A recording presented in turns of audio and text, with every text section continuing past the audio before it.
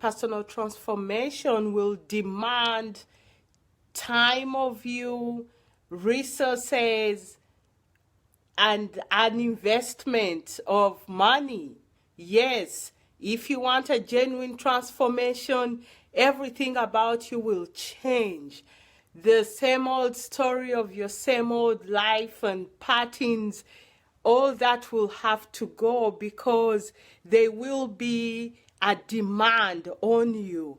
And you have to invest in yourself, whether it's giving up time and substituting what you used to do for the new behaviors you're creating, or giving up time to invest in that new business you're trying, or taking out time to set up your new budget.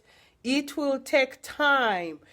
I know many of you would love to be readers and read all these personal development books. That takes time. So there is an investment to personal development and personal transformation. But it will all start with you in terms of you have to want this. And you have to want it so bad. You know, there is that story. Yeah, I have these little stories, right? Well, they help me. There's this story of a certain gentleman. He used to jog on his street every day. And this particular morning, his neighbor was seated outside, and there was a dog that was crying. So as he was jogging past, he wondered, why is the dog whimpering? You know, making this noise as though it was hurting. So the gentleman who was jogging past told himself, when I'm jogging back, if this dog is still crying, I'm going to ask the owner. So when he was jogging back, he found the neighbor with the dog, and the dog was still whimpering.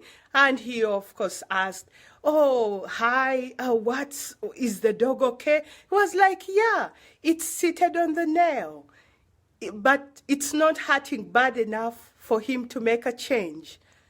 So the question to you is, are you desiring a change, but you're not hungry enough to actually effect that change?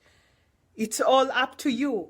You have to be angry enough, tired of being broke and disgusted, until then you'll make a change, a real lasting change. Well, we as